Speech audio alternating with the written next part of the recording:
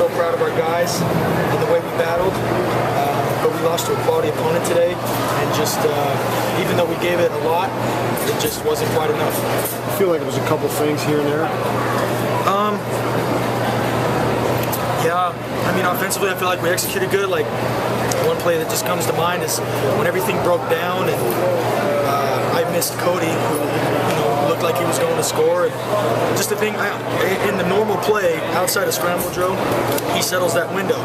But he saw nobody deep and saw me running around, and I threw it to the window, and he went deep, and just, things like that. And no one's to blame. I thought it was a great move on his part, and I wish I would have thrown it. That throw will probably haunt me until I die. But just little things like that. And then I know, I thought our defense played well and battled, but big plays.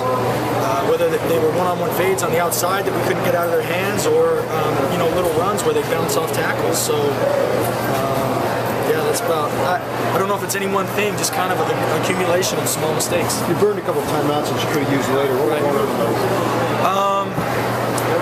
One of them, we had the wrong personnel grouping in there, and then the other one, I think we just got a late play call and stuff like that. So I don't know. I'm gonna have to go back and watch the film. I can't exactly remember those situations. What was your overall game plan? How close did you guys get? It was close. We would have liked to rush for more. What was our final rushing? We wanted to get to 100, so if we got to 100, that's good. We wanted to get down the field, and we weren't able to do that.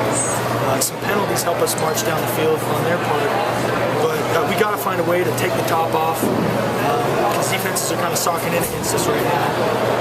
But I mean, it's easier said than done. You got to protect, and you got to, throw it. You got to catch it. And you got to run the routes right to get open. So we'll find a way. How frustrating is to lose these close games and these quality teams? Extremely, because we're right there with them, and we come in here believing and 100% confident that we can beat them. And so when we come up empty-handed and so short in these tough venues against these great teams, it's maddening. It's like, I don't know how to describe it. I guess it's like when they dangle a carrot in front of a horse, right? It's always so close, but you can't quite grab it. Did you make more of a concerted effort to make sure that there were no picks as you threw the ball away, or did you need to do there? Yeah, the pick on the first drive was a tip pass.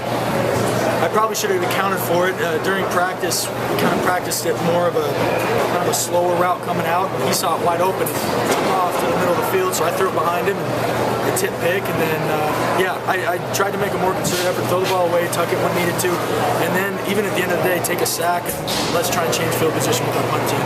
You were the first offense to score touchdowns against this defense, but then in the second half, everything kind of went down. What would you attribute that to? They're a good defense, and they made some good halftime adjustments. We got in third downs, and they started playing us differently, and it was tough because our third down script, they adjusted to play our third down script well, and then I felt like their pass rush picked up a little bit in the second half. Maybe not as many sacks, but the pocket was deep, and guys were at my feet, guys were at my face, and throwing lanes were hard to come by. So give all the credit to them. But I felt like we played well. We put drives together. We just couldn't finish them. Whether it was a penalty here or a sack on first or second down, they played well, and we didn't do enough.